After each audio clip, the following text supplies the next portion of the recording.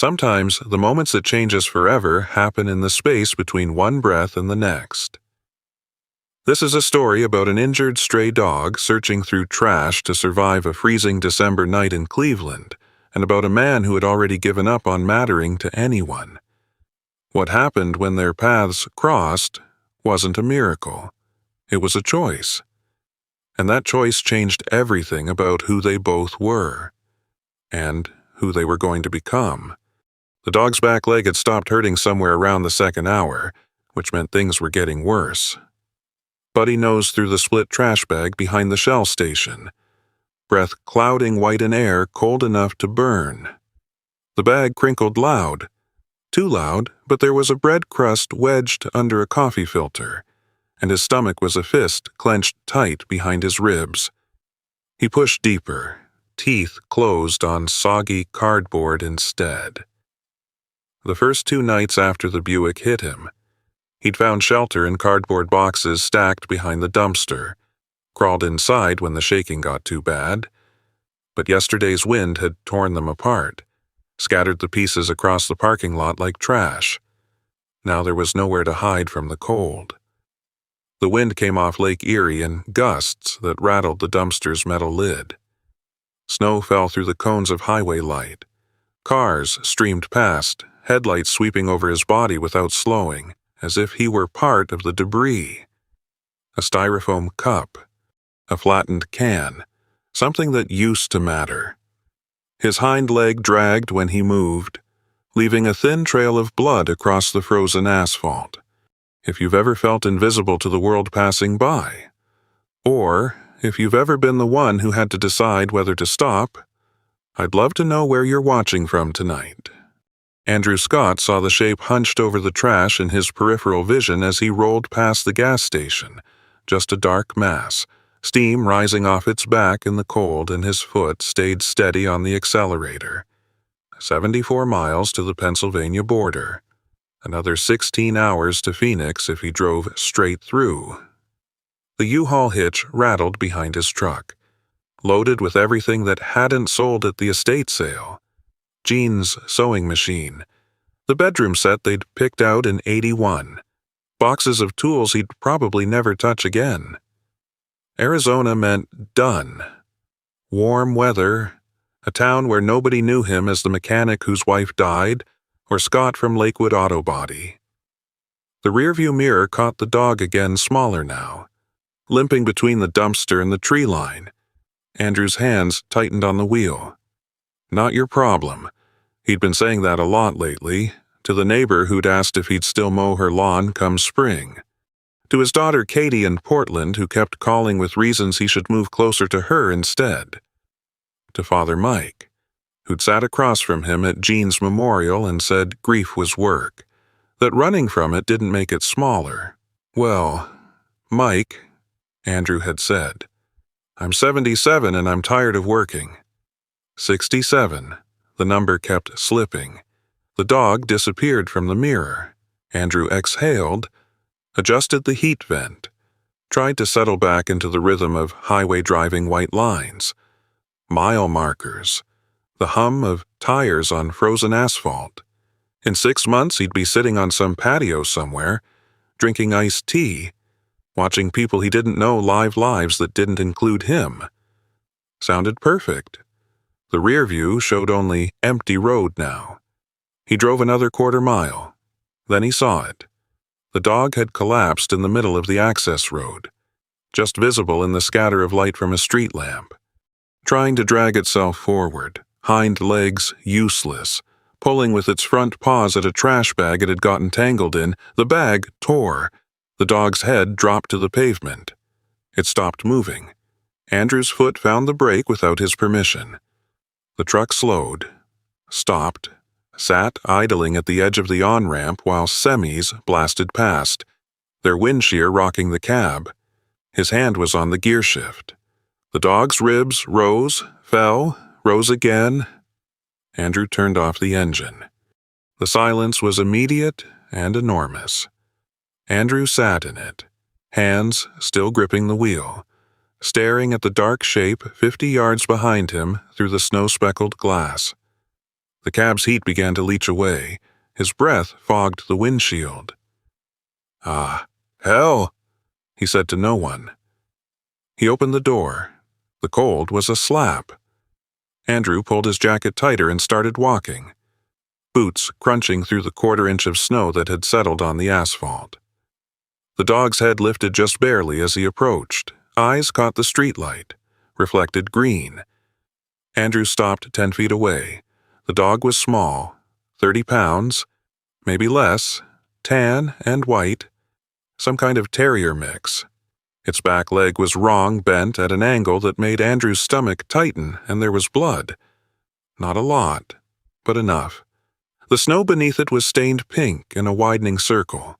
"Easy," Andrew said. The dog's lip curled. No sound came out, just the baring of teeth. An instinct with no strength behind it. Andrew crouched, knees popping, and extended one hand palm down. Slowly, the way Jean had taught him 40 years ago when they'd found that half-wild cat behind the duplex. Let them smell you first. Let them decide. The dog's breathing was shallow, rapid. Its eyes didn't leave Andrew's face. "I know," Andrew said quietly. "I know." He didn't move closer, just stayed there, crouched in the cold with his hand outstretched. While the wind picked up and the snow began to fall harder, a car passed on the highway, headlights sweeping over them both before disappearing. The dog's head wavered, dropped an inch. Its nose twitched. Testing the air. Andrew waited. The dog shifted. A tiny movement, just the angle of its shoulders, the way its weight redistributed away from the injured leg. Then, so slowly, Andrew almost missed it. The dog leaned forward. Its nose touched Andrew's palm. The contact was brief, tentative. The dog pulled back immediately, eyes still wary, but something had shifted. Some calculation had been made. Andrew let out a breath he hadn't known he was holding. "Okay," he said. "Okay, buddy." He stood carefully, keeping his movements small, and walked back to the truck. The emergency kit was behind the seat Jean's doing. One of 100 small preparations she'd made for disasters that mostly never came. He pulled out the wool blanket, shook it open, and returned to the dog. This time, he didn't stop 10 feet away. He knelt in the snow directly beside it, feeling the cold soak through his jeans, and spread the blanket on the ground. The dog watched him, too exhausted to run, too hurt to fight. "I'm going to pick you up now," Andrew said. The dog's eyes closed. Andrew slid one arm under its chest, the other under its hindquarters, careful. So careful with the ruined leg, and lifted. The dog whimpered, a sound so thin it barely registered, and then went still against his chest. It was lighter than it should have been, all bone and matted fur and the sharp smell of infection. Andrew carried it to the truck and laid it on the passenger seat, blanket and all. The dog's eyes opened once, found his face, then drifted shut again. He climbed into the driver's seat and sat there, hands shaking. The GPS still showed the route to Phoenix 1,847 miles, 26 hours. The U-Haul was still hitched behind him, packed with his old life. The plan was still the plan. Andrew looked at the dog. It was breathing easier now, head resting on the edge of the blanket, one paw curled against its chest. In the dome light, he could see the gray around its muzzle, the scars on its ears. About 4 years old. Not young, but not old. Somewhere in between. Like him. He thought about Arizona, the empty patio, the iced tea, the life that didn't include anyone who needed him. Then he thought about John, 3 months in the ground, who used to say that leaving was easy, it was staying that took guts. Andrew pulled out his phone and searched for emergency vets in Cleveland. There was one still open, 14 miles south. He put the address in the GPS and the route rearranged itself no longer westward toward the border, but back the way he'd come, back toward the city he'd been so sure he was done with. He looked at the dog again. "Change of plans, buddy," he said. He started the engine and pulled onto the road. The emergency clinic smelled like antiseptic and wet dog and the particular kind of exhaustion that comes from working overnight shifts. Andrew sat in a plastic chair in the corner while a vet tech named Maria examined the dog buddy. That's what Andrew had started calling him somewhere around mile 8 under the bright lights of the exam room. "Fractured tibia," Maria said, running her hands gently over the leg. "Infected. He's dehydrated, malnourished, probably hypothermic." She looked up at Andrew. "You found him on the street, by the old Shell station off 90. He's lucky you stopped." Andrew didn't feel lucky. He felt like a man who'd driven 40 miles in the wrong direction and didn't know how to turn around.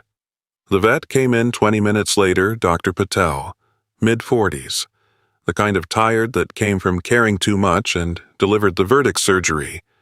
Antibiotics, fluids, observation, $2,000, maybe more.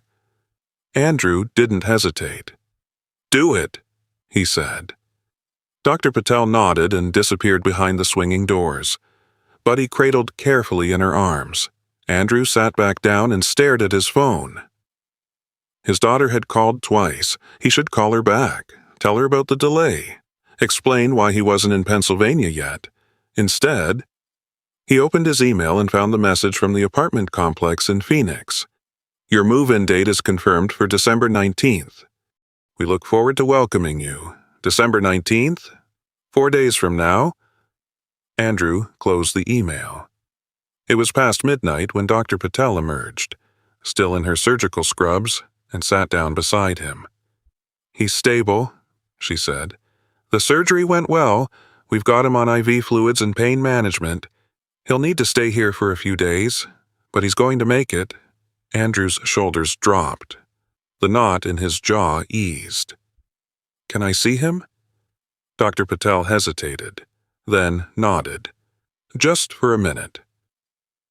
She led him through the back hallway to a recovery room lined with metal cages. Buddy was in the third one down, curled on a heated blanket with an IV line taped to his front leg. His eyes were closed, breathing deep and even. Andrew knelt by the cage. The dog's ear twitched, his eyes opened unfocused, clouded with sedatives, and found Andrew's face. For a moment, neither of them moved. Then Buddy's tail thumped once against the blanket. Just once, a small, certain gesture. Andrew reached through the cage bars and rested his hand on the dog's head. The fur was clean now, soft under his palm, and warm. "Yeah," Andrew said quietly. "Me too." He drove back to the house in Lakewood at 2 a.m, pulled into the driveway of the place he'd already sold, and sat in the truck with the engine off. The for sale sign was gone. The new owners were moving in next week. He'd given up the lease on the storage unit, canceled his phone plan, filed a change of address with the post office. Everything was ready. Everything except him. Andrew pulled out his phone and called his daughter.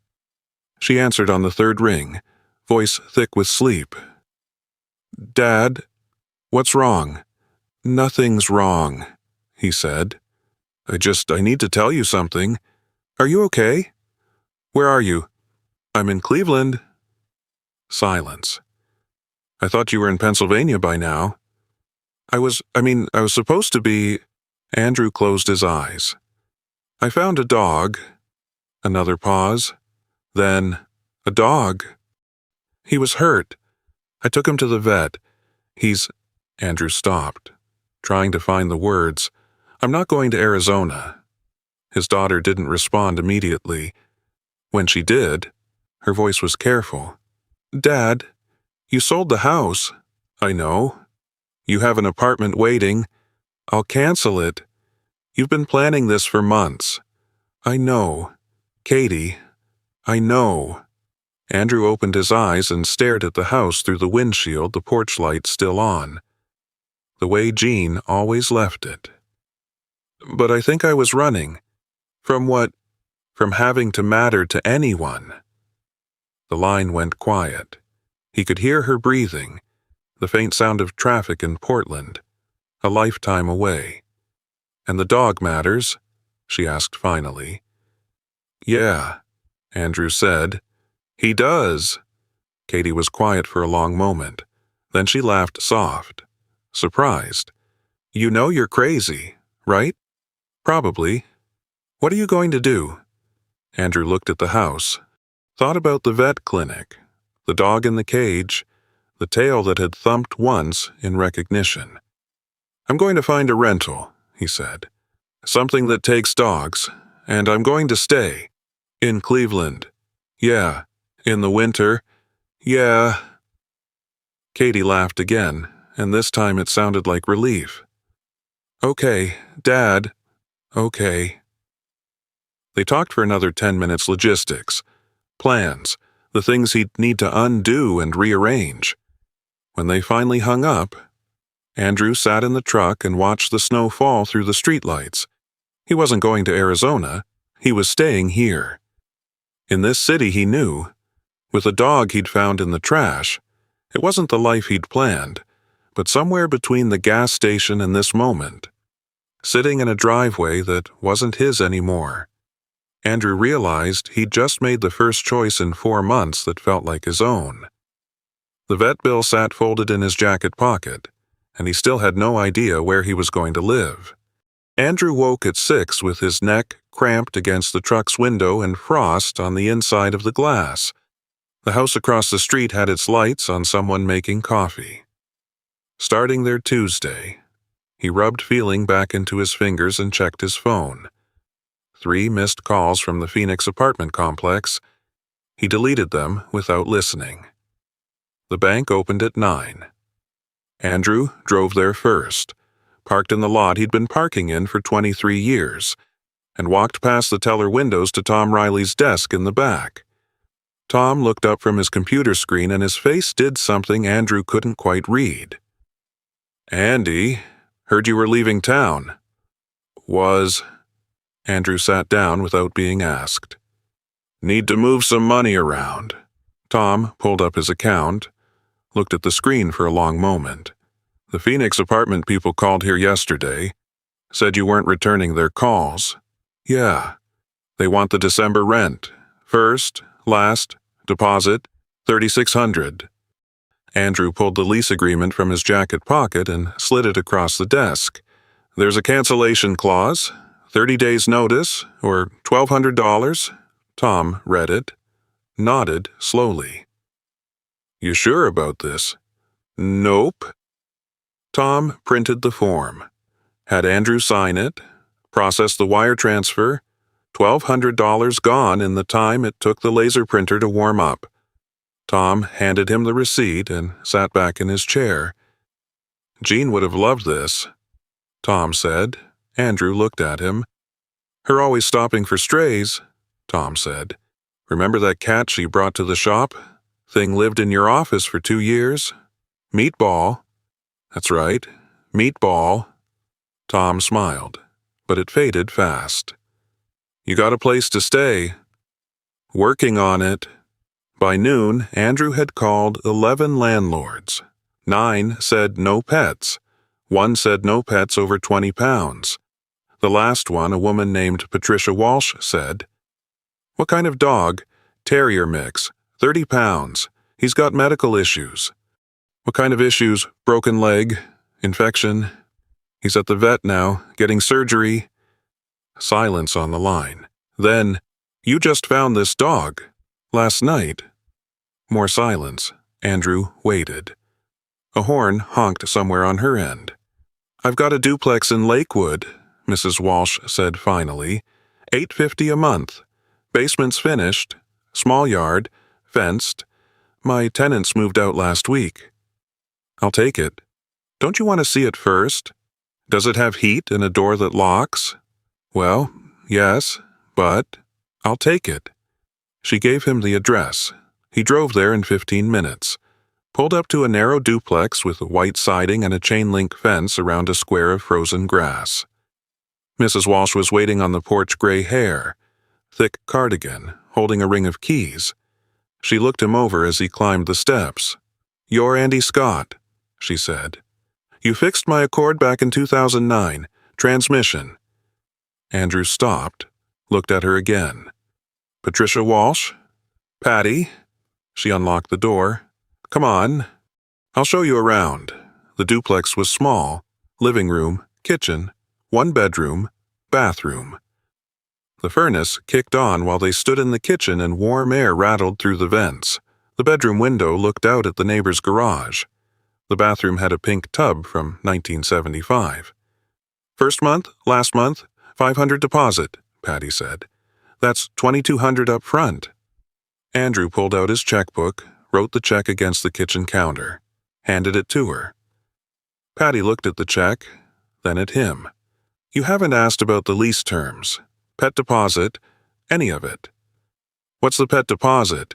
"Usually $200, but seeing as you just spent what you spent at the vet, $2,300 so far." Patty folded the check and put it in her cardigan pocket. "I remember you from the shop. Fixed my transmission.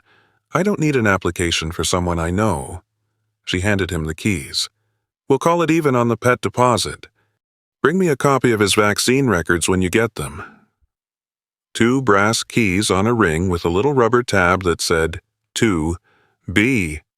"You can move in today if you want," Patty said. "Heat's on. Water's on. I'll get the gas switched over by tomorrow." Andrew closed his fist around the keys. They were warm from being in her pocket. "Thank you," he said. "Don't thank me yet. Furnace is old. Shower takes forever to heat up. And my daughter's boy Tyler lives next door. He's 16. Plays his music too loud sometimes." "I can handle 16-year-olds. Patty smiled. "We'll see." The U-Haul took 2 hours to unpack. Andrew carried boxes up the front steps and through the narrow door, stacking them in the living room until he couldn't see the floor. The couch went against the far wall. The kitchen table fit in the kitchen with about 6 inches to spare on each side. Jean's sewing machine stayed in its box. He put it in the bedroom closet and shut the door. By 4 o'clock, he was sitting on the couch in an empty duplex that smelled like old carpet and the ghost of someone else's cooking. His phone rang. "Katie." "Hey. Dad?" "Hey. I told Marcus. About the dog." Andrew waited. "He thinks you're having a breakdown." Katie said, "What do you think? I think you're 67, and you can do what you want." She paused. "I also think I want to meet this dog." Something in Andrew's throat tightened. Yeah. When can we video chat with him?" "He's still at the vet. I pick him up Thursday." "Okay, Thursday night then. The kids want to see him." "Katie." "Dad, it's fine. Really. I'm not going to talk you out of this. I'm just gonna—" She trailed off. "I'm just gonna be here. Okay." "Okay," after she hung up. Andrew sat in the quiet and looked around the duplex. Boxes everywhere, no curtains on the windows, Jean's chair from the living room sitting in a room that wasn't their living room. He should have been in Pennsylvania by now, should have been pulling into some highway motel, halfway to a life that didn't include any of this. Instead, he was here, in a duplex that cost everything he'd saved in 4 months, with a dog in surgery that was going to cost more. His phone buzzed. Text from Dr. Patel Buddy doing great, eating well. You can pick him up Thursday a.m. Bring crate and leash. Andrew looked at the text. Read it twice. He didn't have a crate, didn't have a leash, didn't have bowls or food or any of the things a dog would need. He grabbed his jacket and headed for the pet store. The store was too bright and too warm and full of people buying Christmas presents for their dogs. Andrew stood in the aisle looking at metal crates, trying to figure out which size, when a young woman in a red vest appeared next to him, Can I help you find something we'll crate? Andrew said. For a 30-pound dog. Okay, this one's good. She tapped a medium-sized crate. You want the 24-inch? Is this your first dog? Yeah, she smiled. Looked at his face and the smile shifted into something gentler. Okay, let me help you out. 20 minutes later, Andrew was pushing a cart full of things he didn't know he needed. Crate, bed, bowls, food, leash, collar, toys. The woman her name tag said Rachel kept adding things and explaining why. Pee pads for house training. Enzymatic cleaner for accidents. You'll want bitter spray if you choose. And these treats are good for training. He's got a broken leg, Andrew said. He's not going to be doing much training. Rachel paused. Put the treats in the cart anyway. You'll need them eventually. At the register, the total came to $340. Andrew handed over his credit card and tried not to think about the number. The card reader beeped. Approved. Rachel helped him load everything into the truck. When the last bag was in, she turned and looked at him. Your first dog, she said. That's exciting. Yeah, Andrew said. But what he thought was I'm 67 years old, and I just spent my Tuesday buying a dog crate instead of driving through Pennsylvania. He climbed into the truck and sat there with the engine running, looking at the boxes and bags piled in the passenger seat where Buddy had been. In 2 days, he'd pick up the dog, bring him to the duplex, figure out how to take care of something that needed him. The thought should have terrified him. Instead, for the first time in 4 months, Andrew felt something that wasn't emptiness. He put the truck in gear and drove back to the duplex to set everything up. The crate took 15 minutes to assemble. He put it next to his bed, lined it with the new blanket, set the bowls in the kitchen, stared at them, 2 stainless steel bowls sitting on the linoleum floor of a kitchen that used to belong to someone else. His phone buzzed again. Katie, Dad. Send me the vet's number. Want to make sure they have my info in case something happens. Andrew sent her Dr. Patel's contact, sat down on the couch, looked at the empty crate, the bowls, the bag of dog food leaning against the counter. In 2 days, he'd have a dog. In 2 days, everything would be different. The credit card statement was going to show over $4,000 in 3 days, and he still had no income except Social Security. Thursday morning, Andrew was at the clinic 20 minutes early. He sat in the truck with the new leash on the passenger seat and the empty crate in the bed and watched the front door until Dr. Patel's car pulled into the lot at 9:45. She saw him and waved. He got out. You're eager, she said, unlocking the door. Yeah. Inside, the clinic smelled the same as it had 3 nights ago, antiseptic, and that specific animal smell that came from too many different species in one building. Maria was already at the front desk. She smiled when she saw him. Mr. Scott, Buddy's ready for you. Dr. Patel disappeared into the back and returned 5 minutes later with Buddy on a leash. The dog's back right leg was wrapped in a bright blue cast from hip to paw, and he was hobbling on 3 legs, but his tail was wagging hard enough to move his whole back end. Andrew knelt down. Buddy pulled toward him, nearly lost his balance, recovered, and pressed his face into Andrew's chest. The smell was different, clean, medicinal, but underneath it was the same dog. Andrew put his hand on Buddy's head and felt the tail going like a motor against his knee. Yeah, Andrew said quietly. I came back. Dr. Patel handed him a folder thick with papers. Discharge instructions, medications 3 times a day. I've written it all out. Keep the cast dry. No jumping. No stairs if you can help it. Carry him when you need to and bring him back in a week and we'll check the incision. Okay? The pain medication might make him nauseous. If he vomits more than twice, call me and watch the incision site. Any redness, swelling, discharge, call immediately. Andrew nodded, trying to absorb it all.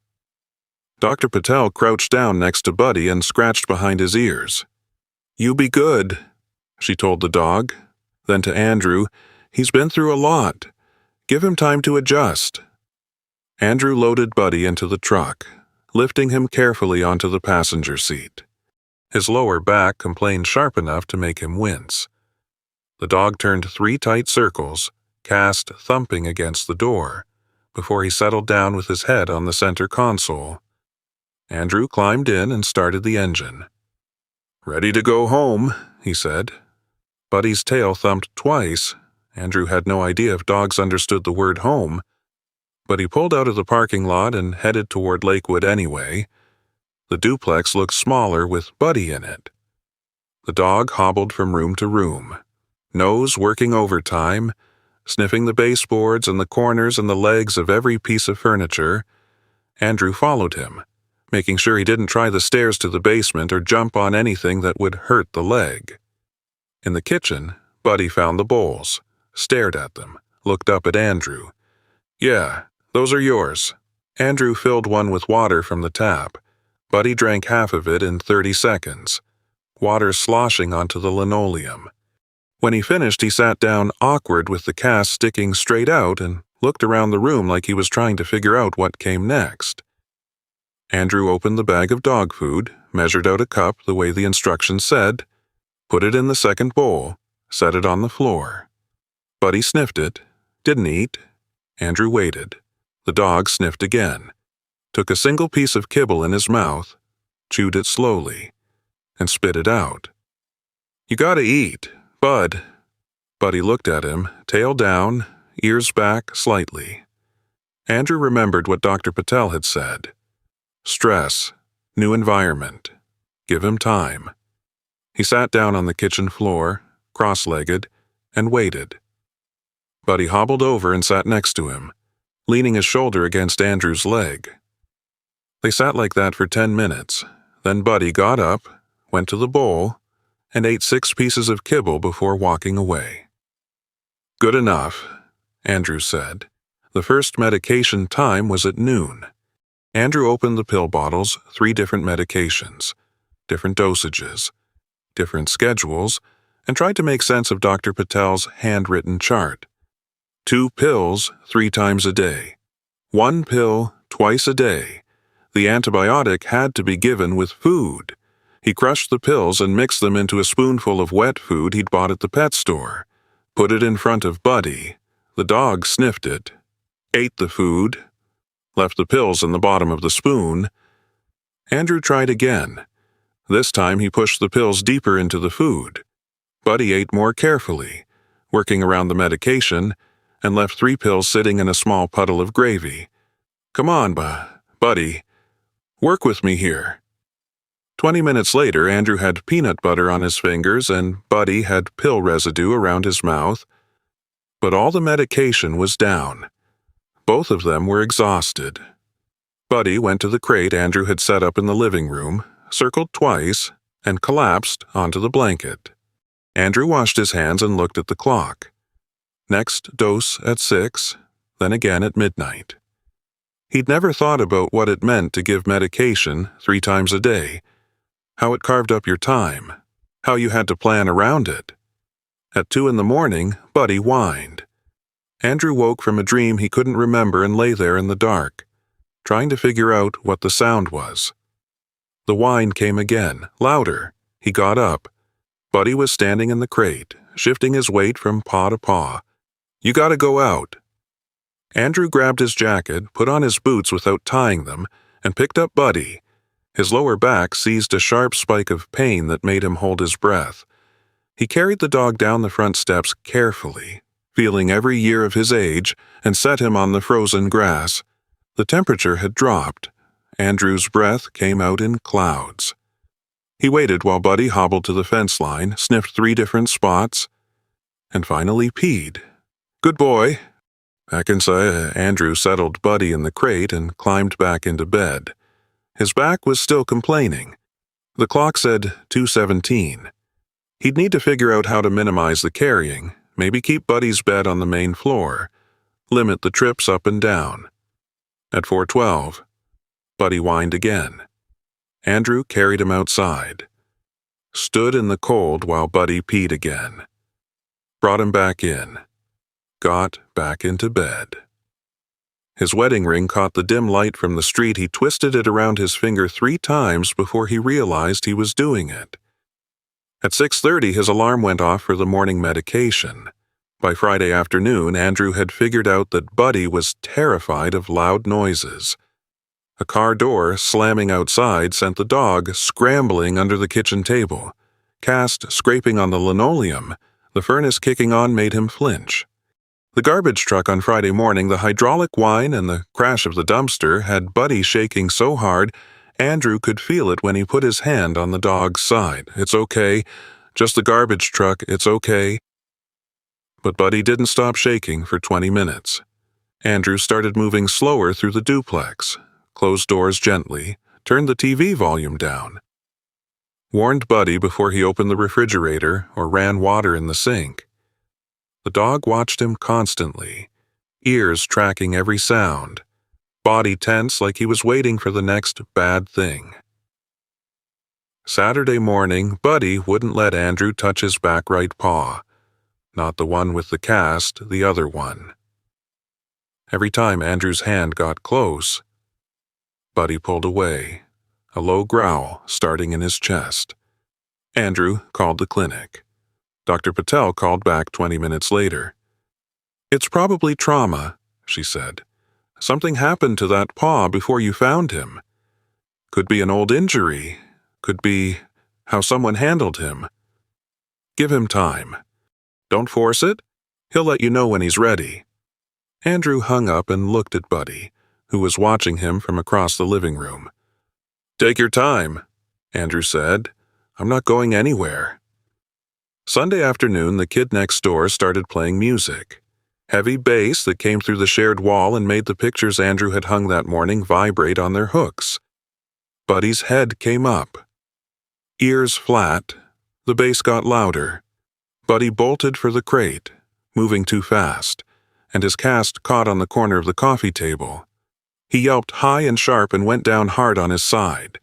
Andrew was across the room before he thought about it. Kneeling next to the dog. Buddy was panting, eyes wide, trying to get his legs under him. The cast had a fresh scrape on it, but didn't look cracked. "You're okay. You're okay." The music got louder. Andrew stood up, crossed to the front door, and went outside. The December air was cold enough to burn. He took the 3 steps to the other half of the duplex and knocked hard. The door opened. A kid, 16, 17, tall and thin with headphones around his neck, looked at him. "Yeah, turn it down." Andrew said, "What?" "The music. Turn it down." The kid looked at him like he was speaking a different language. "It's 2 in the afternoon. Man, I don't care what time it is. Turn it down. It's not even that loud. My dog just hurt himself because of your music. Turn it down." The kid's expression shifted into something harder. "It's just music. Old man." Andrew felt his jaw tighten, felt his hands curl into fists at his sides, his wedding ring pressed into his palm. He made himself breathe, made himself step back. "Please," he said. "Just turn it down." The kid stared at him, then shrugged. "Whatever." He closed the door. 10 seconds later, the music got quieter. Not off, but quieter. Andrew went back inside. Buddy was still in the corner by the crate, shaking. Andrew sat down on the floor next to him and didn't try to touch him. Just sat there until the shaking stopped. 20 minutes later, there was a knock on the door. Andrew opened it to find Patty Walsh standing on the porch with the kid next to her. "Andy, this is my grandson Tyler," Patty said. "Tyler, this is Mr. Scott. He lives next door now." Tyler looked at his shoes. "Sorry about the music. It's fine," Andrew said. "It's not fine," Patty said. "Tyler knows better. Don't you—" "Tyler—" "Yes, ma'am." Patty looked at Andrew. "Is your dog okay?" Yeah, he's fine. Tyler won't play his music that loud anymore. Andrew looked at the kid. Tyler was still studying his shoes like they had the answers to a test on them. He was just a kid, 16. Probably didn't know about dogs with broken legs and trauma. It's okay, Andrew said again. We'll figure it out. After they left, Andrew sat on the couch and put his head in his hands. He'd snapped at a kid for playing music. Lost his temper over nothing. Jean would have handled it better. Would have talked to the kid, explained the situation, made it into a conversation instead of a confrontation. But Jean wasn't here. Andrew was doing this alone, and apparently he wasn't very good at it. Monday, the credit card statement came in the mail. Andrew sat at the kitchen table and opened it with hands that wanted to shake. Previous balance $0.00. New charges $2,687.34.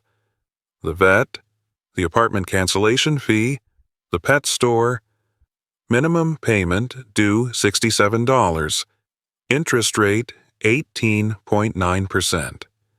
Andrew had never carried a credit card balance in his life. Paid it off every month, the way you were supposed to. Now he was looking at nearly $3,000 at 19% interest. He pulled out his bank statement, checked his balance, did the math. Rent $850. Due January 1st. Utilities estimated $150. Groceries $200 if he was careful. Dog food $40 a month. Medications $160 for the refills. Dr. Patel had prescribed Cobra Health Insurance $340 until he got Medicare sorted out. Total $1,740 per month. Social Security $1,847 per month. That left him $107.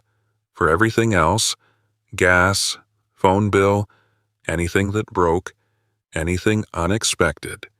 And he still owed $2,687 on the credit card. Andrew stared at the numbers until they blurred. Then he folded the statement and put it in the drawer with the other bills he hadn't looked at yet. Tuesday, Katie video called at 7. Andrew had Buddy on the couch next to him, the dog's head resting on a pillow. "There he is," Katie said when the call connected. "Oh, Dad. He's cute." "Yeah. Can I see the cast?" Andrew angled the phone so Katie could see Buddy's bright blue leg. The dog's tail thumped against the cushions. "Hi, Buddy," Katie said. "You're a good boy." The tail thumped harder. "The kids want to say hi. Hang on." Katie's face disappeared and was replaced by Emma's 8 years old, gap-toothed, wearing pajamas with dinosaurs on them. "Grandpa, is that your dog?" "Yeah, sweetie. This is Buddy. Can he do tricks?" "Not right now. He's got a broken leg." "Oh." Emma's face got serious. "Does it hurt?" "Not anymore. The doctor fixed it." Emma reached toward the screen like she could pet Buddy through the phone. "He's so cute. Can we meet him? Maybe next time you visit." Noah appeared next to his sister, 6 years old and missing both front teeth. "Grandpa, does he bite?" "No, Bud. He's real gentle."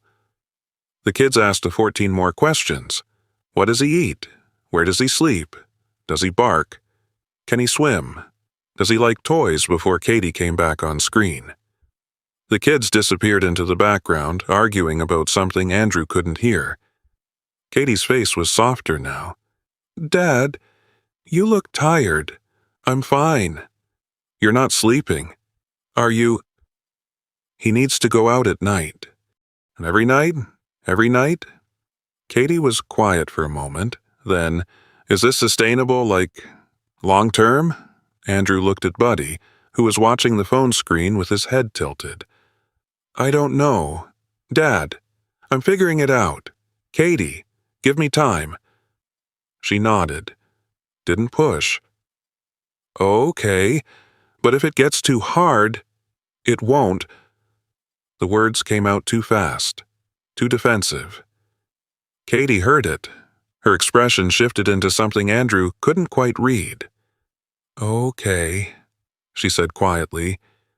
"Just take care of yourself too. Not just the dog." After she hung up, Andrew sat in the quiet duplex and listened to Buddy's breathing. The dog had fallen asleep against his leg, warm and solid and completely trusting that Andrew would be there when he woke up. Take care of yourself too. Andrew hadn't thought about that in 4 months, not since Jean died. Taking care of himself felt like a luxury he couldn't afford when he couldn't even figure out how to get through a day without her. But now he had Buddy, and Buddy needed him to be functional, needed him to get up at 2 in the morning and carry him outside, needed him to figure out the medications and the vet appointments and how to pay for all of it on Social Security. Andrew pulled out his phone and opened his banking app, stared at the number, $89,413. It was supposed to last him until he died. 20 years if he was lucky, 30 if he lived as long as his father, but if he kept spending at this rate vet bills, rent, credit card interest, it wouldn't last 10. He closed the app and set the phone on the coffee table. Christmas Eve. Katie called again. This time it was a party on the other end, Emma and Noah fighting for screen time. Marcus in the background asking if anyone had seen the serving platter. Katie trying to show Andrew the ham she'd made. "The kids wanted to see Buddy," Katie said. "Can you put him on camera?" Andrew picked up the phone and angled it toward Buddy, who was lying on the floor with a rawhide bone between his paws. The dog looked up, saw the screen, and his tail started going. Emma squealed. "Hi, Buddy! Merry Christmas!" Buddy's ears perked up. He stood awkward with the cast and hobbled closer to the phone like he was trying to figure out where the voice was coming from. "He recognizes us," Noah said. "Or he recognizes the phone," Marcus said from somewhere off screen. They talked for 20 minutes. The kids showed Buddy their new toys. Katie showed him the table she'd set. Andrew listened and made the right responses and tried not to think about how this was his first Christmas alone. When the call ended, the duplex felt quieter than it had before. Andrew made himself a ham sandwich, gave Buddy a piece of the meat. They sat together on the couch and Andrew turned on the TV some old western he'd seen before and tried to let the sound fill the space. At 9, Buddy got sick. Threw up on the rug by the couch, mostly bile and a little food. Andrew cleaned it with the enzymatic cleaner Rachel at the pet store had insisted he buy. Buddy watched from the corner. Tail down, ears back. "It's okay," Andrew said. "Not your fault." But he counted it anyway. First time. Dr. Patel had said call if it happened more than twice. At 10, Buddy threw up again. This time just bile. Andrew sat next to him and rubbed the spot between his shoulder blades that didn't seem to bother him. "You gonna be okay?" Buddy leaned into his hand. At 11, Andrew gave up on sleep and turned the TV back on. Buddy climbed onto the couch, something he wasn't supposed to do with the cast, but Andrew didn't stop him and put his head on Andrew's knee. They fell asleep like that. When Andrew woke up at 3 in the morning, his neck was stiff and Buddy was still pressed against his leg, breathing slow and even. The TV was playing an infomercial for a knife set. Andrew turned it off, carried Buddy to the crate, went to bed. His phone buzzed at 8 in the morning.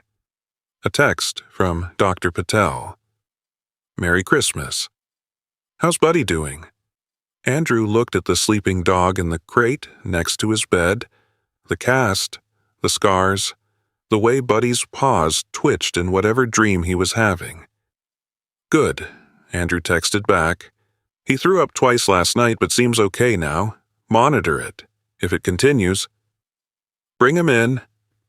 Andrew set the phone down and got out of bed, made coffee, fed Buddy, who ate this time without hesitation, gave him the medication with peanut butter, carried him outside to pee. It was Christmas and he was 67, and he was spending it alone except for a dog who'd thrown up twice in the night. It should have felt depressing. Instead, it just felt normal. The call came on Tuesday. Andrew was folding laundry, something he'd gotten behind on when his phone rang. Dr. Patel's number on the screen. He answered, "Hey, Doc. Andrew, hi. Do you have a minute?" Something in her voice made Andrew sit down. "Yeah, what's wrong?" "Nothing's wrong exactly, but I need to talk to you about something. When I did Buddy's surgery, I found a mass." Andrew's hand tightened on the phone. "A mass. A small tumor on his abdomen. I removed what I could and sent it for biopsy. The results just came back." The room felt too quiet, too still. Andrew could hear his own heartbeat. "It's a mast cell tumor," Dr. Patel said. "Grade 2. That means it's malignant, but potentially treatable. Cancer. Yes?" Andrew closed his eyes, opened them. The laundry was still on the couch. Buddy was still sleeping in his crate. Everything looked exactly the same as it had 2 minutes ago. "What do we do?" Andrew said. "We have options. Surgery to get clean margins. Chemotherapy, or we can do palliative care, keep him comfortable for as long as possible." "How long is that?" "Without treatment. 6 months, maybe a year. With treatment, we're looking at much better odds. 60 to 70% 5-year survival rate." Andrew did the math automatically. 5 years. Buddy would be 9, maybe 10. "How much does treatment cost?" Dr. Patel was quiet for a beat. "Surgery and chemo together. We're looking at $12,000 to $18,000. The number hit Andrew like cold water. 12 to 18,000. On top of what he'd already spent, on top of the credit card bill he couldn't pay, on top of the rent and the medications and everything else. And if we just do surgery, no chemo. It's possible, but survival rate drops to about 30 to 40%. And that costs $4,000 to $6,000. Andrew stared at the wall. $12,000 to $18,000 for a 60 to 70% chance. $4,000 to $6,000 for a 30 to 40% chance. 6 months to a year if he did nothing. "I want to prepare you," Dr. Patel said. "This is a lot. And there's no guarantee. Even with full treatment, cancer can come back. I understand. Take some time. Think about it. Call me when you've decided." After she hung up, Andrew sat on the couch with the phone in his hand and looked at Buddy sleeping in the crate. The dog who'd been dying in the trash a week ago, who Andrew had spent everything to save. Who had cancer. The math was simple. He had $89,413 left. If he spent $15,000 on Buddy's treatment, he'd have $74,413. That was 4 years of expenses at his current burn rate, 4 years instead of 6. But if he didn't treat Buddy, the dog would die in a year anyway, and Andrew would be alone again. With money, but alone. His phone buzzed. "A text from Katie. Call when you can. Want to check in." Andrew stared at the text. Thought about calling her. Telling her about the tumor. Listening to her say what he already knew she'd say, that it was too much money. That he couldn't afford it. That sometimes you had to make hard choices. He set the phone down without responding. Buddy's ear twitched in his sleep. His paw moved. The cast thumped softly against the blanket. Andrew had 4 days to decide if he was going to spend his future on a dog's present. Wednesday morning, Andrew carried Buddy into the clinic for his 1-week follow-up. Dr. Patel examined the cast, checked the incision site, took Buddy's temperature. Everything looked good. The leg was healing. "Great progress," she said, making notes on her chart. "The biopsy results came back yesterday." Andrew had known this was coming, had spent 2 days not thinking about it. His hands tightened on Buddy's collar. Dr. Patel set down her pen. "It's a mast cell tumor, grade 2, malignant, but we caught it early." The fluorescent lights hummed. Somewhere down the hall a dog barked once and went quiet. "What are my options?" Andrew said. Dr. Patel pulled out a printed sheet. 3 columns, 3 different futures. Option 1, surgical removal with clean margins plus chemotherapy. $12,000 to $18,000, 60 to 70% 5-year survival. Andrew's throat felt tight. He nodded. Option 2, surgery only. No chemo. 4,000 to 6,000. 30 to 40% 5-year survival. And 3, palliative care, keep him comfortable, pain management, maybe 6 months, maybe a year, about $500 total. Andrew looked at Buddy, who was sniffing the examination table like it held all the secrets of the universe. The dog's tail wagged slowly. He had no idea what they were discussing. No idea his life was being calculated in percentages and dollar amounts. "What would you do?" Andrew asked. "If he was yours," Dr. Patel didn't hesitate. "Full treatment. He's young, otherwise healthy. He deserves the chance. And if I can't afford full treatment," Dr. Patel's face did something Andrew couldn't read. "Then we do what we can." Andrew took the printed sheet, folded it, put it in his jacket pocket. "I need to think about it." "Of course. Take a few days. Call me when you're ready." In the truck, Andrew sat with the engine running and the heat blowing and unfolded the paper. Read the numbers again. 12 to 18,000. 4 to 6,000. 500. Buddy climbed onto his lap, something he'd started doing in the past few days, and put his head on Andrew's shoulder. Andrew pulled out his phone, opened his banking app, stared at the balance. $89,413.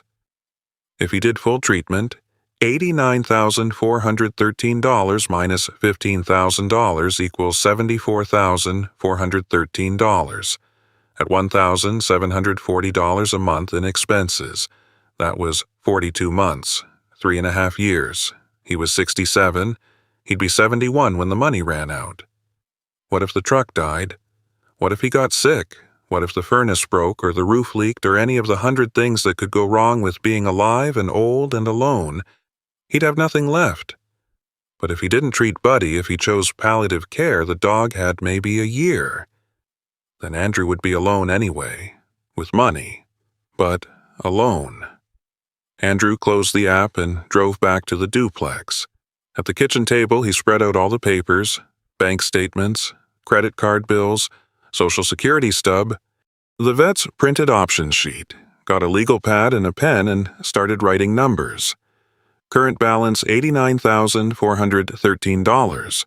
Full treatment minus $15,000. New balance $74,413.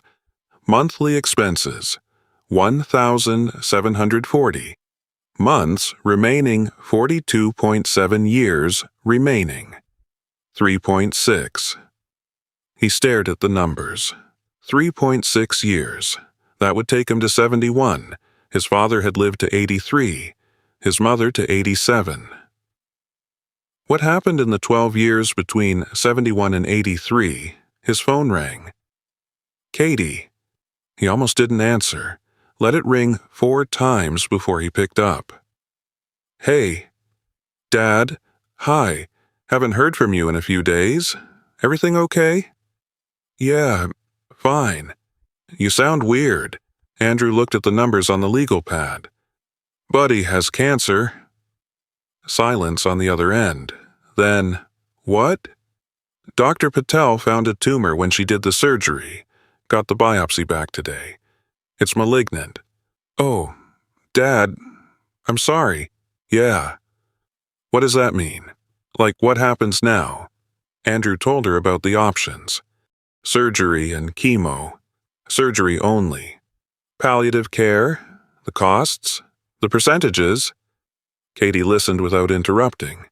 When he finished, she was quiet for a long moment. What are you thinking? She asked carefully. I don't know. That's a lot of money. I know. And there's no guarantee it'll work. I know that too. Another pause. Andrew could hear her breathing. Could picture her in her kitchen in Portland, phone tucked between her shoulder and ear while she did something with her hands. That's how she always talked on the phone, had to be moving. "Dad," she said finally, "would Mom want you to spend your retirement savings on a dog you've known for 2 weeks?" The question hit harder than Andrew expected. He set down his pen. "Your mother spent $40,000 on Daniel's funeral when we could barely afford it. That was different. Was it, Dad, Daniel was your son, and Buddy is—" Andrew stopped.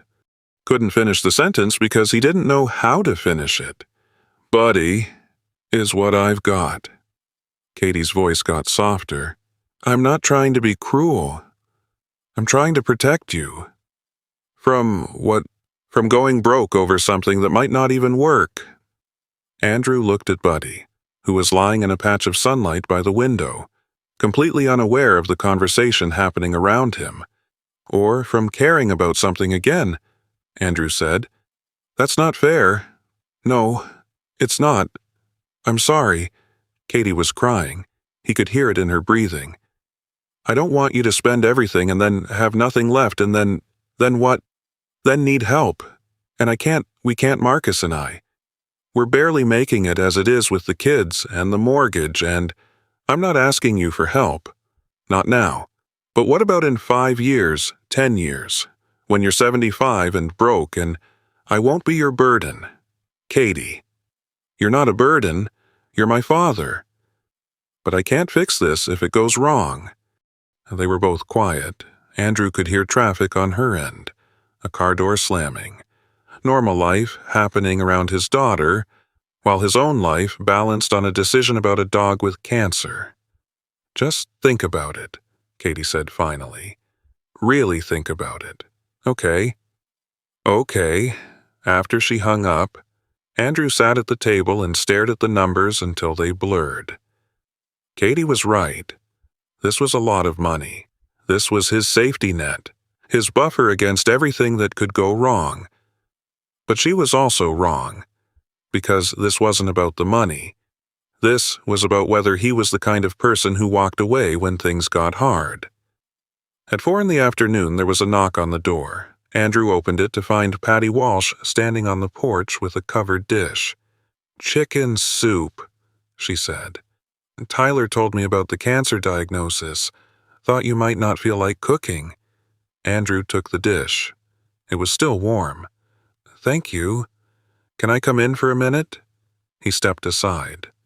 Patty came into the duplex and looked around at the sparse furniture, the boxes he still hadn't unpacked. Buddy, sleeping by the window. "How's he doing?" she asked. "Physically good. Otherwise—" Andrew trailed off. Patty sat down at the kitchen table without being invited. Saw the papers spread out there, the bank statements, the legal pad with Andrew's calculations. She didn't say anything about it. Just looked at Andrew. "Tyler said you have to decide about treatment." "Yeah, that's hard." Andrew set the soup on the counter, sat down across from her. "Everyone thinks I'm crazy." "Are you—" "Probably." Patty smiled. Not a big smile, just a small one that crinkled the corners of her eyes. "My husband had pancreatic cancer back in 2008. They gave him 6 months. Offered experimental treatment, $20,000 and no guarantees. Our savings was $30,000. Andrew waited. "We spent the 20. He lived 11 months instead of 6, died anyway." Patty's hands were folded on the table, calm, like she was talking about the weather. "You know what he said before he died?" "What?" "He said he was glad we tried. Said at least he knew we didn't give up." Andrew looked at his hands. They were shaking slightly. He pressed them flat on the table. His wedding ring caught the light. "This is a dog," he said. "Is it—" "What do you mean?" Patty leaned forward. "I think you're asking the wrong question. Not, is Buddy worth the money? Question is, who are you if you walk away?" She stood up, touched Andrew's shoulder briefly as she passed. "Let me know if you need anything." After she left, Andrew sat at the table as the light outside shifted from afternoon to evening. Buddy woke up, hobbled over, put his head on Andrew's knee. Andrew's hand moved automatically to the spot between the dog's ears. "Who are you if you walk away?" At 8 in the evening, Andrew opened his laptop, typed out an email to Dr. Patel. "Schedule the surgery, full treatment, whatever it takes." His finger hovered over the send button.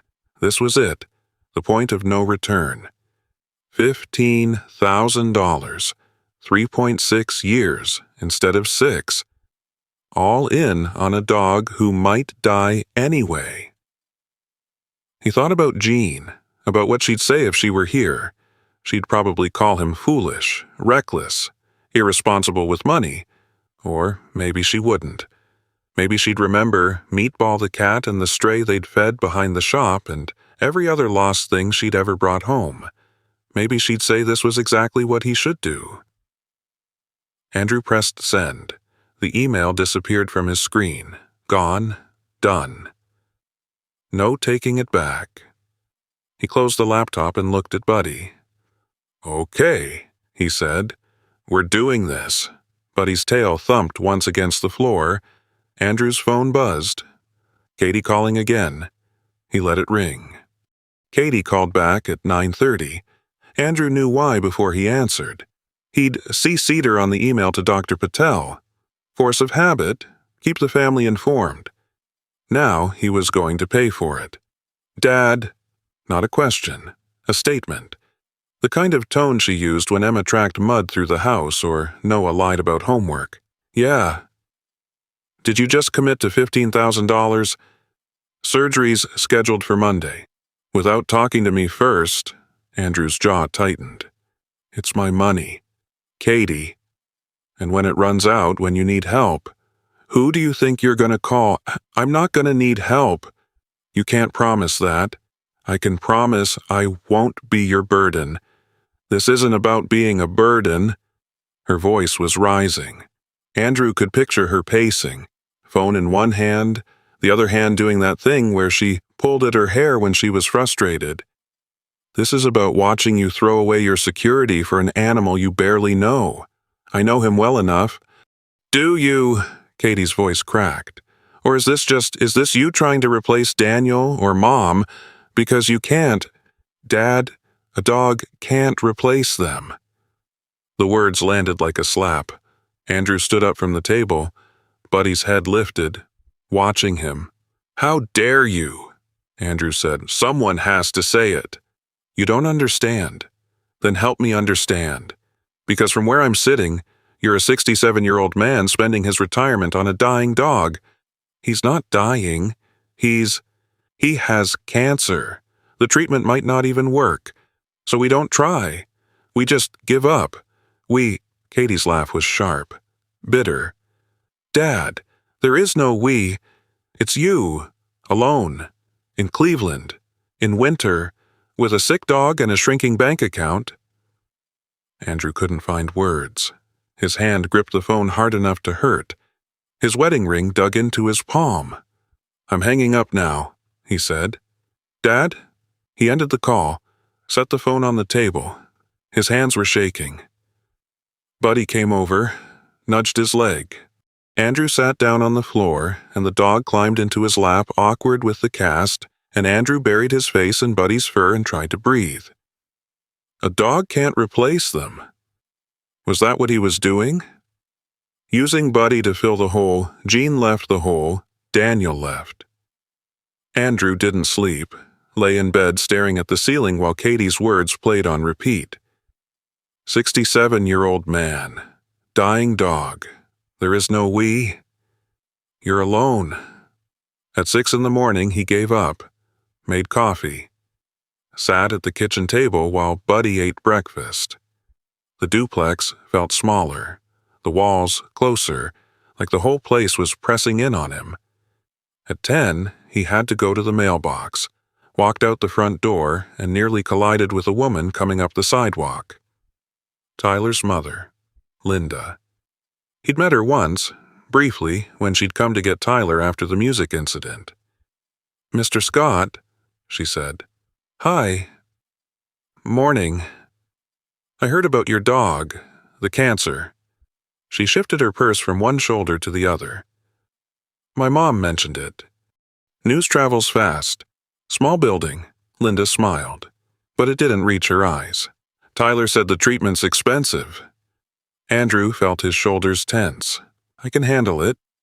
Of course. My father did something similar. Spent everything on my mother's care at the end. Cancer treatment, experimental stuff.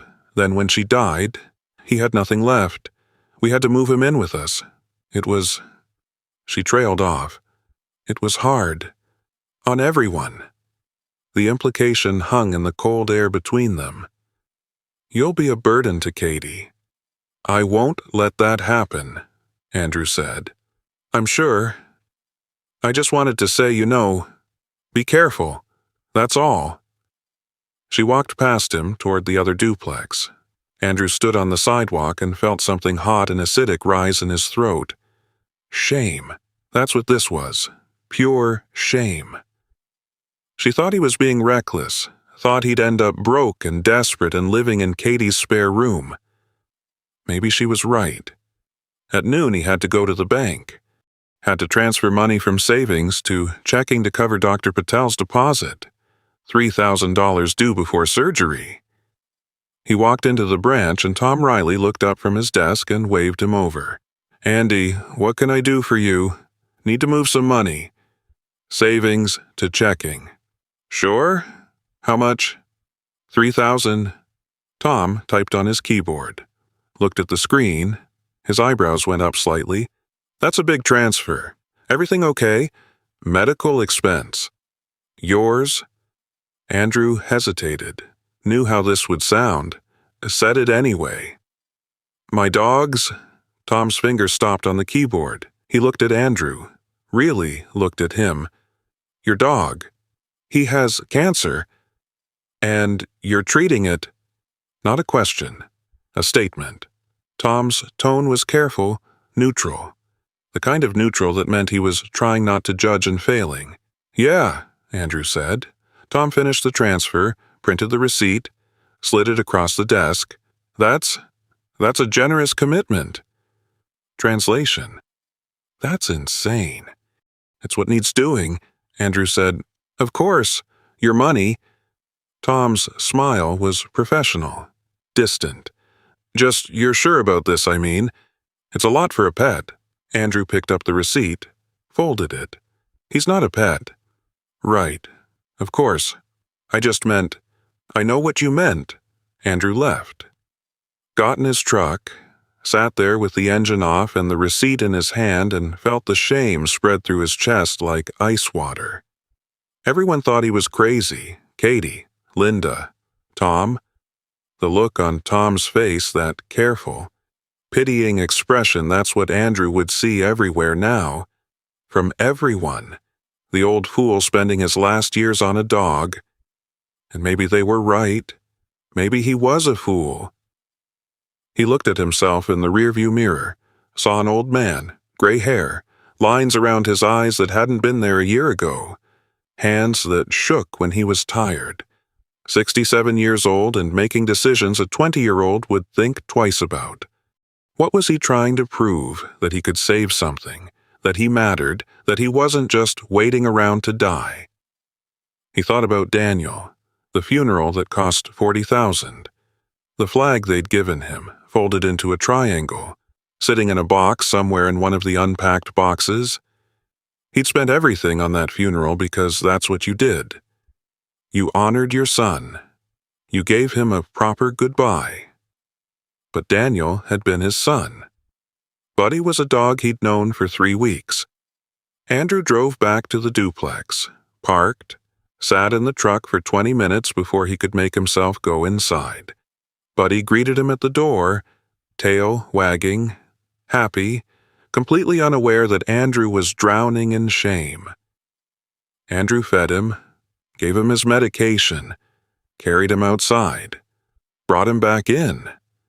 Went through all the motions of caring for something that needed him while his brain screamed that this was wrong, that everyone was right, that he was being selfish and stupid and reckless. At 4 in the afternoon, Andrew opened his laptop, Googled Dog Rescue Cleveland. Found 3 organizations, clicked on the first one, read about their mission, their foster program, how they place dogs in good homes, better homes than this, better than a broke old man in a drafty duplex. He clicked Contact Us, started typing an email. I have a dog who needs placement, 4 years old, terrier mix. He has medical needs, broken leg healing well, but recently diagnosed with cancer. Needs someone who can afford treatment, someone with family, someone with more than I can give him. His fingers hovered over the keyboard. I can't, but can't afford him, can't handle him, can't admit this was a mistake. Buddy was asleep in his crate, snoring softly. The cast stuck out at an awkward angle. His paws twitched like he was running in his dreams. Andrew looked at the email, read it back to himself, heard how it sounded, like giving up, like walking away, like running. His finger moved toward the trackpad, toward the send button. One click and someone else would take Buddy. Someone younger, with money, with a future that included more than 3.6 years. Someone who wouldn't be a burden to their daughter. Someone who wasn't pathetic and alone, and grasping at anything that made them feel needed. Buddy's ear twitched in his sleep. His tail moved once. Stopped. Andrew's hand shook. This was rock bottom. Not the money, not Katie's anger, not Linda's pity or Tom's judgment. This, right here, sitting in a duplex with an email half-written that would give away the one thing keeping him from disappearing completely. Because that's what he was. Ashamed of needing something to love. Ashamed of not being self-sufficient. Ashamed of being human and scared and desperate for something, anything that mattered. Everyone thought he was foolish. And sitting here, cursor blinking on the screen, ready to surrender Buddy to strangers because he was too proud to be seen as weak. Andrew realized they were right. He was foolish, just not for the reason they thought. His phone buzzed. Text from Dr. Patel. Got your email. Surgery scheduled Monday 8 a.m. Deposit due Friday. See you then. Andrew looked at the text, looked at the unsent email on his screen, looked at Buddy sleeping peacefully in the crate. His finger hovered over the trackpad. Andrew's finger didn't move. He stared at the cursor blinking next to the send button. One click, that's all it would take. One click, and Buddy would become someone else's problem, someone else's hope. Someone else's reason to get up at 2 in the morning. The email sat there, waiting. Andrew closed the laptop. He didn't delete the email, didn't send it. Just closed the laptop and stood up and walked to the window. Outside, the December afternoon was fading into evening. Streetlights were coming on. Someone down the block was shoveling their driveway. Normal people doing normal things. Not sitting in drafty duplexes, contemplating whether they'd just made the biggest mistake of their lives. Andrew grabbed his jacket. Be back, he said to Buddy, who lifted his head briefly and then went back to sleep. Outside, the cold hit him like it always did. Sharp, immediate, the kind of cold that made Cleveland winters legendary. Andrew shoved his hands in his pockets and started walking. He didn't have a destination. Just walked, past the other houses on his street, past the corner store that had been there since the 80s, past the elementary school with its empty playground. His feet knew where they were going before his brain caught up. The cemetery gates were open. They always were. 24 hours, the sign said.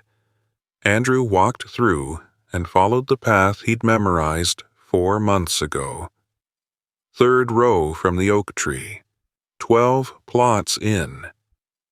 Jean Marie Scott, 1957 to 2024. She chose love every time. Katie had picked the words. Andrew had just nodded and signed the papers and paid the bill and stood at the funeral trying to figure out how to breathe without her. He stood there now, hands in his pockets, looking at the headstone. The ground was frozen. There were no flowers. He hadn't brought any since the funeral. "Hey," he said. His voice sounded strange in the empty cemetery. Too loud, too small, both at once. "I know I haven't been here. Been busy." He stopped, shook his head. "That's a lie, and I've been running. You'd call me on that." The wind picked up. Andrew pulled his jacket tighter. "Katie thinks I'm replacing you. Her and Daniel. Maybe she's right. I don't know." He looked at the frozen ground. "Everyone thinks I'm crazy. Spending money on a dog. Maybe I am." A car drove past on the road outside the cemetery. Its headlights swept across the headstones and disappeared. You know what's funny? I was ready to do it. Arizona, the whole thing, leave, start over. Be done with all of it. Andrew's breath came out in clouds. Then I found him, or he found me. However that works. He sat down on the frozen ground. Didn't care that the cold soaked through his jeans immediately. And, yeah, maybe it's stupid. Maybe I'll run out of money. Maybe the treatment won't work.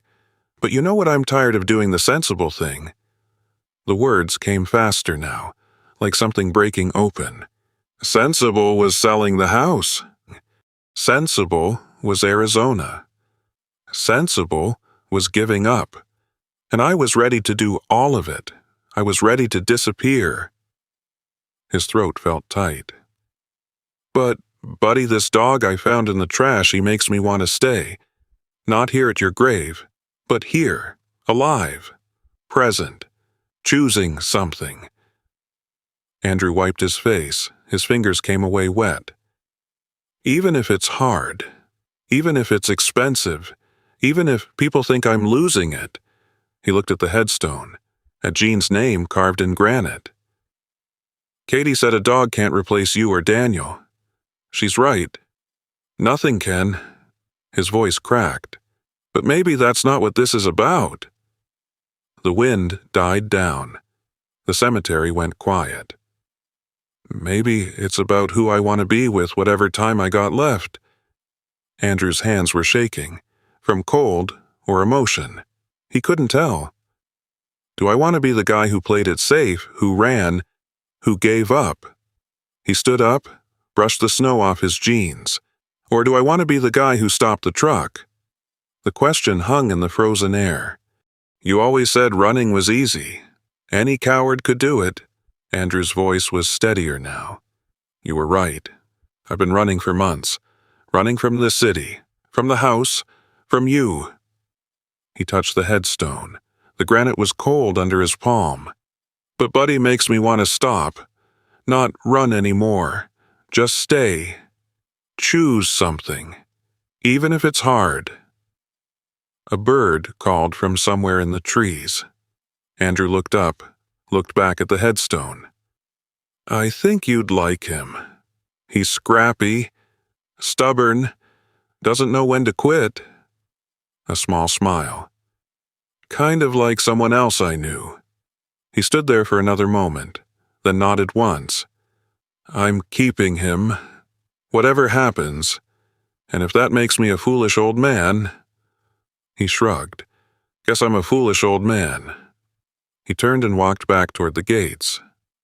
Didn't look back. Jean wasn't there anyway. She was in the duplex, waiting for him. In the emergency kit she'd packed. In every lesson about stopping and staying and choosing to care even when it was hard. By the time Andrew got back to the duplex, his fingers were numb and his face hurt from the cold. He let himself in. Buddy was at the crate door, tail going, making small sounds of relief. "Sorry, Bud. Took longer than I thought." He let Buddy out. The dog hobbled over and pressed against his legs. Andrew knelt down and Buddy climbed into his lap and Andrew wrapped his arms around him and held on. "I almost gave you up," Andrew said into Buddy's fur. "I almost gave up on us." Buddy licked his face. Andrew laughed. It came out wet and broken, but it was still a laugh. "We're gonna be okay. I don't know how, but we're gonna be okay."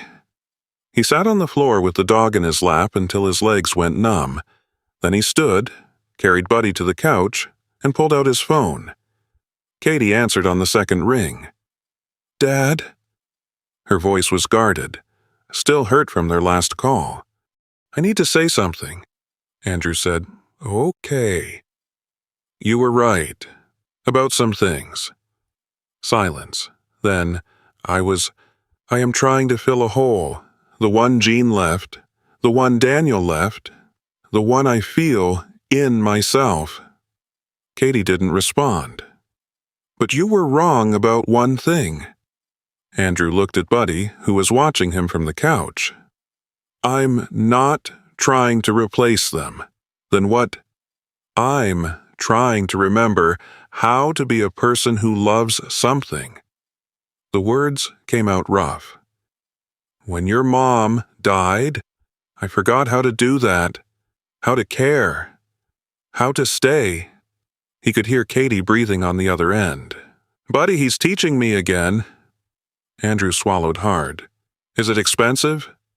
"Yeah." "Is it risky?" "Yeah." "Might it fail?" "Absolutely." "Dad, but if I walk away now, I'm not trying to save money. I'm trying to not care about anything ever again." Katie's breath hitched. She was crying. "I'm not asking you to understand or agree. I'm just asking you to let me make this choice." Andrew's voice dropped. "And if I run out of money, if I need help, I'll ask. I promise. But let me try first." The line was quiet for a long moment. Then Katie said, "I'm not worried about the money. What are you worried about?" "I'm worried you'll love that dog and spend everything on him. And he'll die anyway. And then you'll be alone and broke and heartbroken." Her voice broke completely. "And I won't be able to fix it." "Katie." "Sweetheart," Andrew closed his eyes. "You can't protect me from heartbreak. I know. But I lost your brother. I lost your mom. I know how this ends." He opened his eyes, looked at Buddy. "But I'd rather have him for a year than spend the next 20 years with nothing." Katie was sobbing now. "That's exactly what Mom would say." "I know." They were both crying. Andrew could hear it in the sound of their breathing. All the grief and fear and love and frustration that had been building for 4 months. "Okay," Katie said finally. "Okay, Dad. Do it. Save him. Love him. I'm with you. Yeah, yeah." She took a shaky breath. "And Dad, I'm proud of you." "For what?" "For stopping the truck." After they hung up, Andrew sat on the couch with Buddy and felt something shift in his chest. Not happiness, not yet, but something close. Something like permission to try.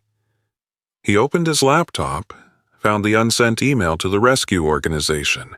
Read it one more time. Then he deleted it, opened his email and found Dr. Patel's message about Monday's surgery. Hit reply. "See you. Monday, 8 a.m. Deposit will be there Friday." Sent. His phone buzzed. Text from Katie. "The kids want to video call Buddy before surgery. Good luck, kiss." Andrew smiled. Texted back. "Tell them Sunday night. 7 p.m. Katie. Love you. Dad?" Andrew stared at the message. Typed. "Love you too." He set the phone down and looked at Buddy, who had fallen asleep with his head on Andrew's leg. The shame was gone. Not because everyone suddenly approved. Not because the money situation had magically improved, but because Andrew had stopped waiting for permission to choose his own life. He'd spent 4 months running from Cleveland, from the house, from Jean's memory, from anything that required him to stay and be present and care about something that could hurt him. But somewhere between the gas station and this moment sitting on a second-hand couch in a drafty duplex with a dog who had cancer, Andrew had stopped running. He pulled out his phone and opened his banking app one more time, looked at the balance, $89,413. In 3 days, it would be $86,413, then lower and lower until there wasn't enough left to matter. But right now, in this moment, it was enough. Andrew closed the app, turned on the TV some old western, and let the sound fill the duplex. Buddy's breathing was slow and even. The furnace kicked on. Heat rattled through the vents, outside. Snow started to fall. Andrew watched it through the window. Watched the streetlights catch the flakes. Watched the world keep turning like it always did. His phone buzzed one more time. Unknown number. He almost didn't answer. Let it ring twice before curiosity won. Hello, Mr. Scott. This is Maria from Dr. Patel's office. I'm calling about Monday's surgery. Andrew's stomach dropped. Is something wrong? No, nothing like that. Dr. Patel just wanted me to confirm you're doing the full treatment surgery plus chemotherapy. Yes? Okay, just making sure we're all on the same page. The deposit is $3,000, due Friday. Then we'll bill you for the remaining balance after surgery, probably another $9,000 to $12,000 depending on how things go. $9,000 to $12,000 on top of $3,000. That was $15,000 total, maybe more. I understand, Andrew said. Great. We'll see you Monday at 8. Oh, and Mr. Scott Buddy can't have any food after midnight Sunday. Water is fine, but no food. And after she hung up, Andrew sat with the phone in his hand, $15,000. Maybe more, for a 60 to 70% chance. Those were better odds than Jean had gotten. Better than Daniel. Buddy shifted in his sleep. His paw twitched. The cast thumped softly against the couch cushion. Andrew put his hand on the dog's side, felt him breathing. Monday, Andrew said quietly. We'll get through it. But as he sat there in the quiet duplex with the snow falling outside and the surgery looming 3 days away, one thought kept circling back. What if 60 to 70% wasn't enough? Friday morning, Andrew drove to the bank and withdrew $3,000 in cash. Tom processed it without comment this time. Just printed the receipt and slid it across the desk. Andrew drove to the clinic and handed the envelope to Maria at the front desk. She counted it, gave him a receipt, smiled. See you Monday. Yeah. The weekend stretched out strange and quiet. Andrew cleaned the duplex, did laundry, made a grocery list and crossed off half the items because they cost too much. Buddy followed him from room to room, cast thumping on the linoleum, unwilling to let Andrew out of sight for more than a few minutes. Saturday afternoon, Andrew took Buddy to the small park 3 blocks away. Let him sniff the fence line and the tree roots and the spot where another dog had marked territory that morning. Buddy pulled on the leash, excited, and Andrew had to slow him down. Easy, Bud. Don't hurt that leg. An older woman was sitting on the bench near the playground. She watched them for a moment, then smiled. Beautiful dog, she called. Thanks. What's his name? Buddy? She stood and walked over. 70, maybe 75.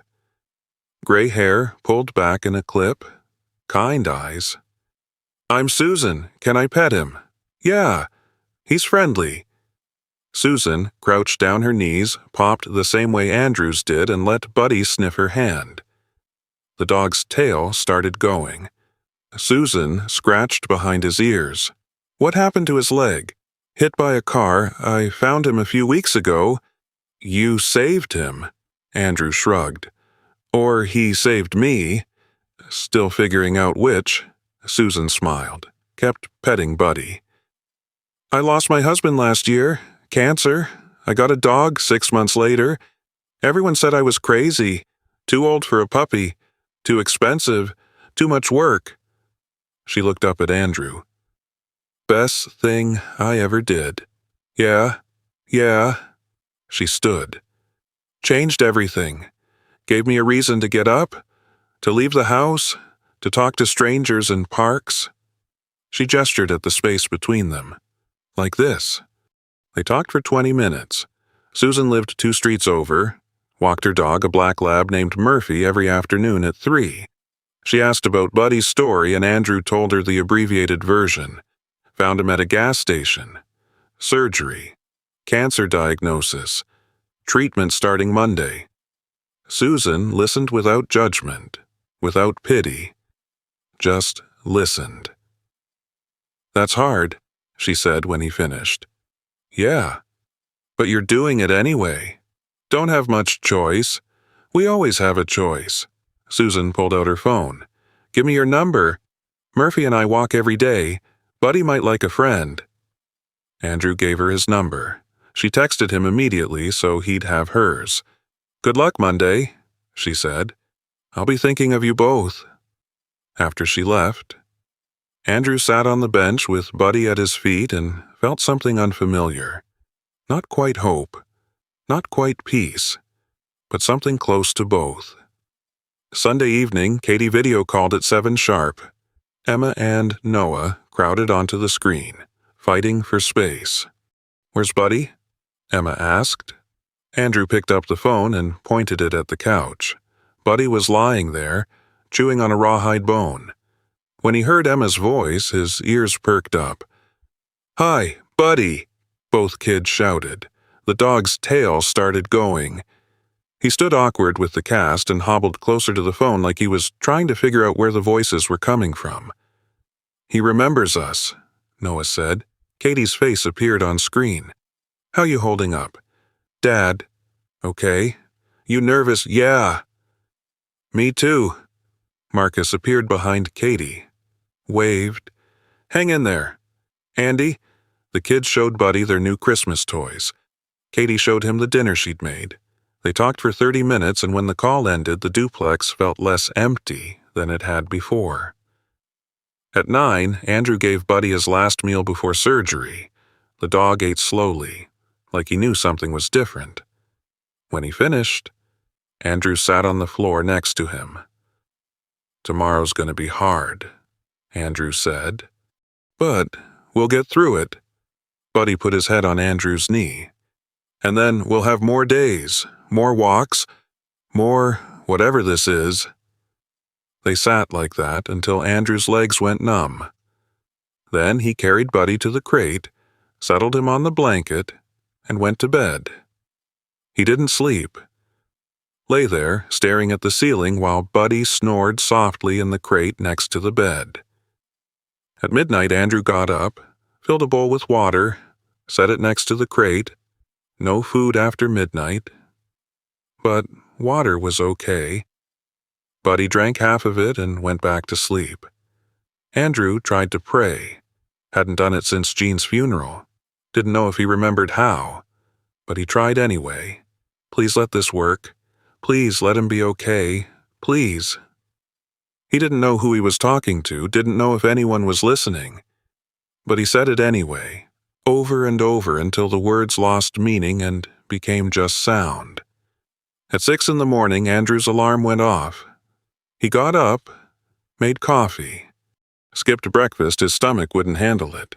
Put on jeans and a flannel shirt and his work boots. Buddy was awake in the crate, watching him. Ready? Andrew asked. The dog's tail thumped once. Andrew loaded Buddy into the truck. The drive to the clinic was quiet. The roads were empty. The sun wasn't up yet. Just gray pre-dawn light that made everything look washed out and unreal. He pulled into the clinic parking lot at 7:45. Dr. Patel's car was already there. The lights were on inside. Andrew sat in the truck with the engine running and looked at Buddy on the passenger seat. The dog was watching him. Calm, trusting. Okay, Andrew said. Let's do this. He picked up Buddy and carried him to the front door. Maria let them in. "Right on time. Dr. Patel's in back getting ready." She led them to an exam room. Andrew set Buddy on the table. The dog's nails clicked on the metal surface. His tail was down, but still moving slightly. Dr. Patel came in wearing surgical scrubs. "Morning." "Morning." She examined Buddy one more time, checked his vitals, made notes on her chart. Then she looked at Andrew. "You ready?" Andrew's throat was tight. He nodded. Dr. Patel picked up Buddy. The dog looked back at Andrew. Their eyes met. Andrew stepped forward, put his hand on Buddy's head, leaned down and pressed his forehead against the dog's. "See you soon." "Bud?" Buddy licked his face once. Dr. Patel carried him toward the door. At the threshold, she paused. "This is going to take about 4 hours. You can wait here or come back. We'll call either way." "I'll wait." She nodded and disappeared through the swinging doors with Buddy in her arms. Andrew stood in the empty exam room and listened to his own breathing. Then he walked to the waiting room, sat in the same plastic chair he'd sat in 3 weeks ago, pulled out his phone. Katie had texted, "Thinking of you and Buddy. Let me know." Susan had texted, "Good luck today." Patty had texted, "Praying for your boy." Andrew set the phone on the chair next to him, looked at the clock on the wall. 7:58. 4 hours. He pulled a book from his jacket pocket, one of Jean's favorites that he'd found in a box and hadn't been able to read until now. Opened it to the first page. The words blurred. He blinked, focused, read the first sentence, then the second. The coffee machine gurgled in the corner. Someone's phone rang at the front desk. The fluorescent lights hummed. Andrew turned the page. Outside. The sun was starting to come up. Light filtered through the windows, pale and cold and new. Andrew kept reading, waiting. But for the first time in 4 months, he wasn't empty while he waited, wasn't running, wasn't disappearing. He was just here, present, choosing to stay for whatever came next. The book was good. The coffee would be terrible when he eventually got some. The wait would be long. But Andrew was at peace. Finally, I know this story sits heavy. Andrew and Buddy, a man who'd given up, and a dog who'd been left for dead. Both finding each other in the coldest part of winter. It's the kind of story that doesn't tie up neat, the kind that stays with you because it feels familiar in ways you might not want to name. Many of us know what it's like to feel invisible, to wonder if we still matter, to carry something quietly grief, loneliness, the weight of choices we're still not sure about. Some of us have stood where Andrew stood, looking at numbers on a page, trying to calculate if caring about something is worth the cost. And perhaps you've known that moment when stopping feels harder than driving past, when staying feels more frightening than leaving, when love feels like the most reckless thing you could possibly choose. This story doesn't need to teach us anything. It's allowed to just be what it is unresolved, tender, still unfolding. Andrew and Buddy are still figuring it out. So are we. And that's all right. Some things don't need answers. They just need to be witnessed. Thank you for staying with this story. Thank you for listening.